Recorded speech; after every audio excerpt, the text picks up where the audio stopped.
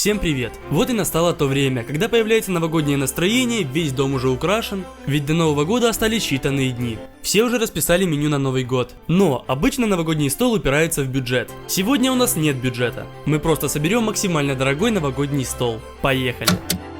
Отправляемся в магазин. Первое, что мы увидели, это стенд с хамоном. Берем целую ногу. И к нему же подставку. Сыр Филадельфия, клешни снежного краба. 3 утиных ножки, говяжий язык, вырезка, красная рыба, мы взяли филе, также уже засоленная красная рыба, черная икра 100 грамм стоила 3700 гривен, сыр фета, масло, майонез. Вдумайтесь, баночка майонеза стоит почти 100 гривен, это 250 рублей, лоток яиц, лимонный сок, бальзамический уксус, маринованные огурцы, красная икра, оливковое масло, замороженные белые грибы, тесто в листах, пару видов натурального сока, перепелиные яйца, из фруктов папайя, пару авокадо, помидорки черри, лук-шалот, зелень. И тут я был немного в шоке от цен на инжир. 400 гривен за 340 грамм, это 1000 рублей. Огурцы, картошка, хлеб, а также очень дорогое шампанское. Пару упаковок бекона и на кассу. Чек получился на 17 тысяч гривен, это 45 тысяч рублей. Скоро Новый год и надо выбрать подарки. Мне кажется, что колонка хороший подарок. Посмотрим, какие есть. Я хочу, чтобы она стоила не дороже 2000 и цвет красный. Вот, то, что мне надо. В e-каталоге есть крутая функция сравнения товаров. Также можно почитать отзывы. А самое главное, найти лучшую цену. Если вы еще не выбрали подарки на Новый год, то быстро бегите на e-каталог. Там уж точно найдете все, что вам нужно. Не забывайте радовать своих родных. Ссылка в описании. Все знают салат оливье, но в 19 веке было куча разных рецептов, не похожих на современные. Один из таких оливье мы сегодня приготовим. Нам нужны утиные ножки. Разворачиваем лист пергамента и выкладываем на него утиную ножку. Нарезаем перец чили и присыпаем сверху. Хорошо подсаливаем, присыпаем паприкой и поливаем оливковым маслом. Втираем все специи просто руками. Заворачиваем пергамент со всех сторон. Отрезаем кусок бечевки и завязываем. Выкладываем 3 таких мешочка на сковородку. И отправляем в духовку на 3 часа при температуре 140 градусов. Набираем в кастрюлю воду. Ждем, пока закипит. Очень хорошо солим и погружаем язык. Он будет вариться 2-3 часа. Поставим закипать воду и погружаем в нее куриные яйца. Варим ровно 10 минут от момента закипания и сразу же перекладываем в ледяную воду. Благодаря этому яйца будет легко очистить. Клешни камчатского краба. Ломаем их в нескольких местах и просто бросаем в кипяток прогреться. Они продаются уже вареными. И солить тоже не нужно, под панцирем у него осталась соль из морской воды. Ножницами разрезаем клешню краба. Раскрываем и вытаскиваем мясо.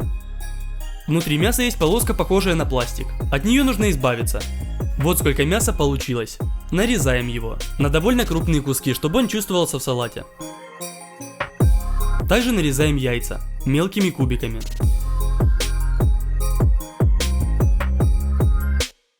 Свежий огурец сначала пластинками, затем на брусочки и кубиками. Маринованные огурчики. Открываем их и пару штук тоже нарезаем. Утиные ножки уже приготовились. Они максимально нежные. Кости должны выниматься почти без усилий. Как-нибудь все это нарезаем, а дальше оно само распадется на волокна. Язык тоже сварился. Отрываем белую пленку, чтобы осталось только мясо. Половины языка нам хватит. Его тоже нарезаем кубиками.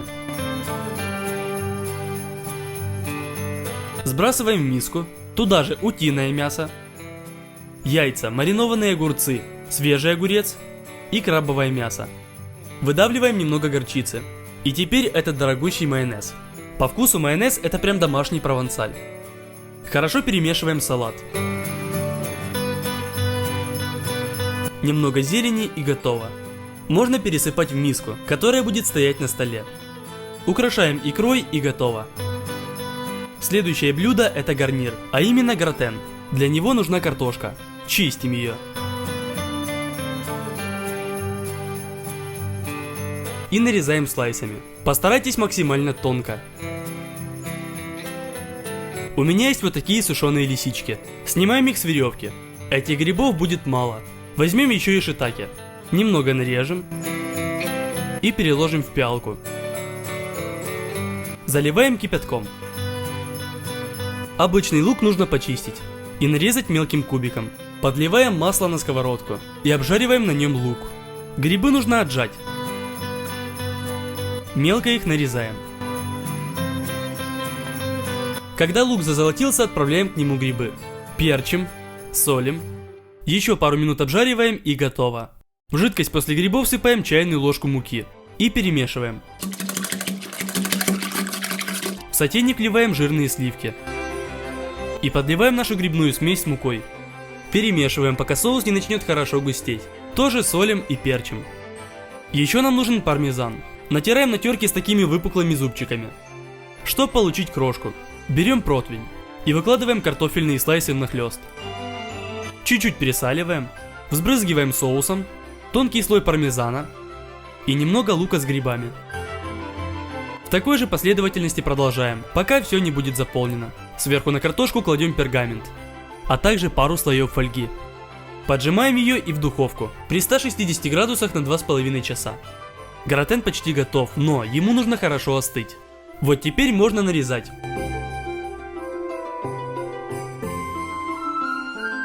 Достаем куски и выкладываем на тарелку.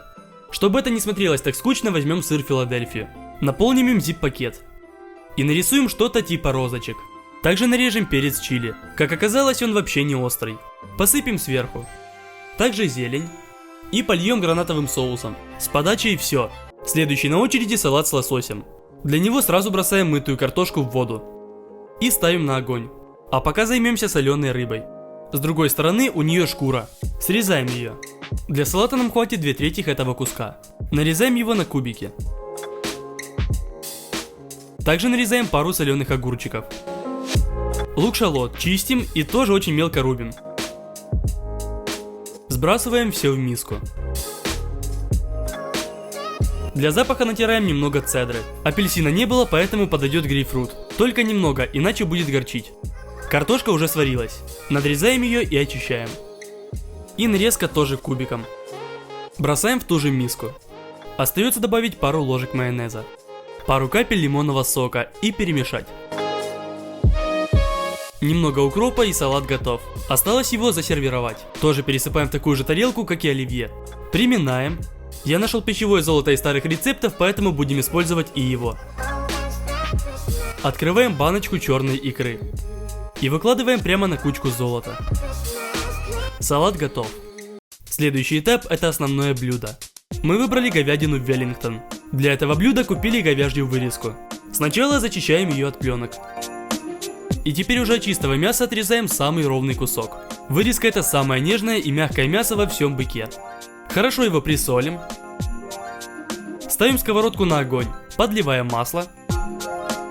И бросаем веточку розмарина для аромата. Отправляем кусок мяса на сковородку.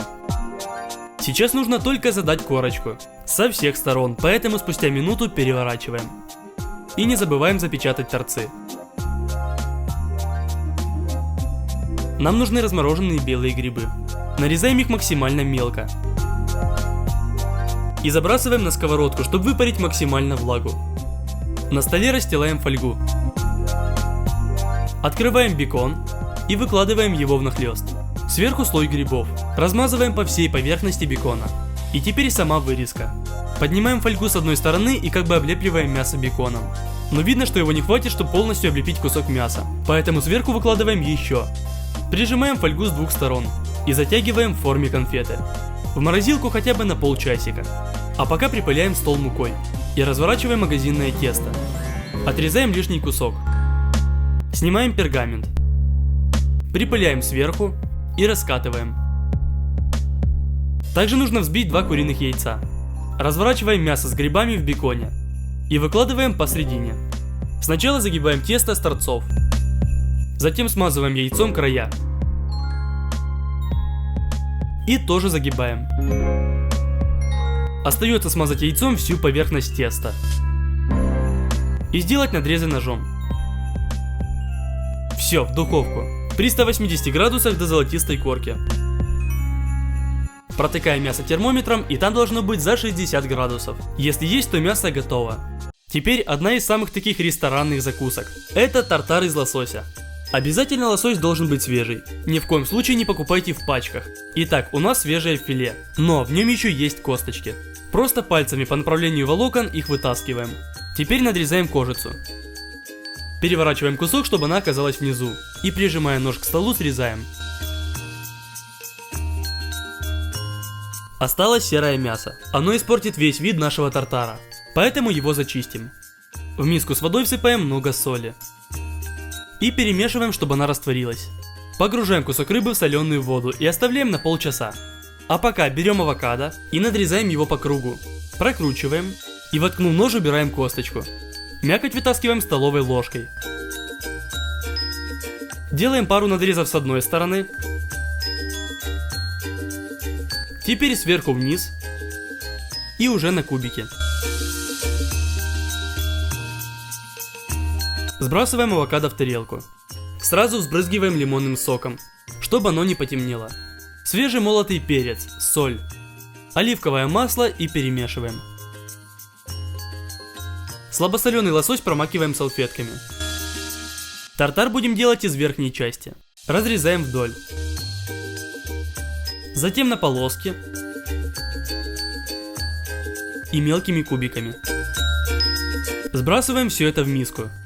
Мелко нарежем перчик чили. Также мелко лук-шалот. Каперсы, ползубчика чеснока, укроп, свежемолотый перец, вустерский соус, оливковое масло и замешиваем. Также нарежем тонкими кусками хлеб. И сразу же толстыми для черной икры. Тонкие куски разрезаем наискось. А из толстых выдавливаем мякоть квадратной формой. И обжариваем на сковородке до корочки, что одни, что вторые. Начинаем собирать. Ставим форму на тарелку. И выкладываем авокадо. А сверху уже лосось. Поднимаем форму и видим вот такую красоту. Недалеко от первой делаем и вторую.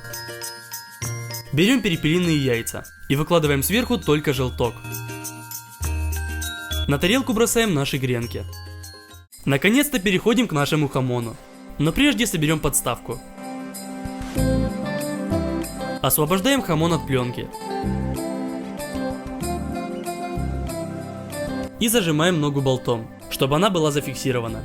Снаружи хамона есть желтый жир. Его нужно срезать, так как есть его нельзя и он горький. В общем, все, что желтое, срезаем. Но не до мяса, а оставляем слой белого сала. Он будет сохранять мясо долгое время. С другой стороны ноги ситуация уже совсем другая. Сразу все срезать нельзя, так как там уже открытое мясо. Срезаем только небольшую часть, перед нарезкой самого мяса. И собственно тонкими, почти прозрачными ломтиками нарезаем хамон. Из этих кусочков мы сделаем салат. Берем рукколу, срезаем часть пучка и выкладываем в тарелку.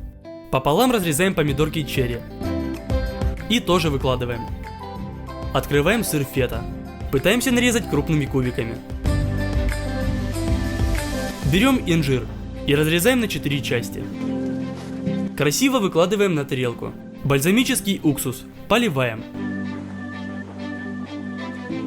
Также оливковым маслом и кусочки хамона. Возвращаемся к нашим кусочкам обжаренного хлеба. Нам нужно мягкое масло. Смазываем им крутоны. Мы делаем самые стандартные бутерброды с черной икрой, так как продукт очень дорогой, и мы не будем ничем перебивать его вкус. Итак, все уже готово, можно выносить к столу. Первое это хамон, затем гратен, оливье 19 века, салат с лососем, салат с хамоном и инжиром, тартар из лосося, говядина Веллингтон, бутерброды с черной икрой. Мы сделали так мало, потому что у нас просто закончился хлеб. Икры хватило бы еще на 4 такие же порции.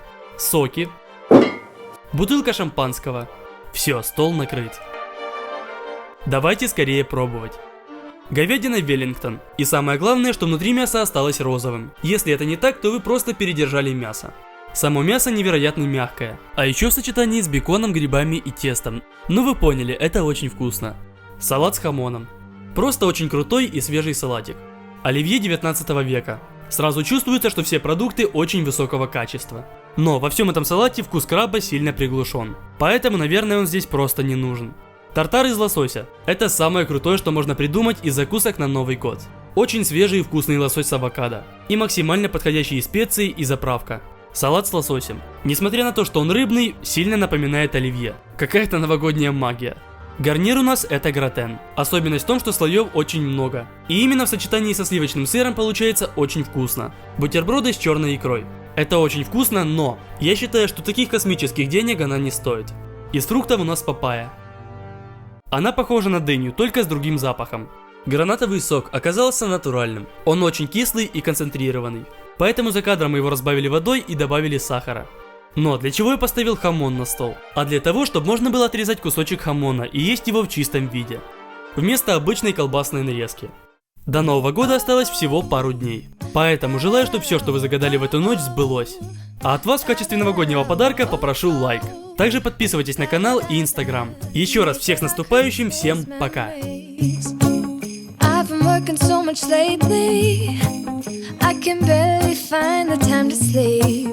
Yeah, spend my time running around, keeping people pleased.